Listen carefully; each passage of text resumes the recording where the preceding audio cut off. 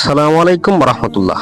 সম্মানিত ভিউয়ার্স, আমরা যে ইবাদত করি তা আল্লাহর কি কাজে লাগে, আর আমরা যদি ইবাদত নাই করি তাহলে তাতে আল্লাহর কি ক্ষতি?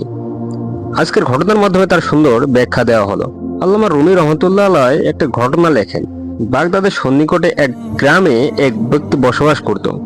লোকটির একদিন সাধ জাগলো বাদশাহের দরবারে গিয়ে তার সাথে সাক্ষাৎ করবে। বাদশাহ তো আর এ যুগের বাদশাদের মতো নয়, অর্ধ দুনিয়ার শাসক।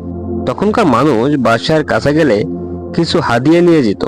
উদ্দেশ্য বাদশাহর একটু সুদৃষ্টি তাহার উপর পড়ে। লোকটি বাসা থেকে বের হওয়ার আগে তার স্ত্রীর সাথে পরামর্শ করলো যে, আমি তো বাদশাহর দরবারে যাচ্ছি, তার জন্য কোনো হাদিয়ে তোহফা নেওয়া উচিত। লোকটির বসবাস ছিল ছোট্ট একটা গ্রামে। দুনিয়ার কোনো খবর তার ছিল না।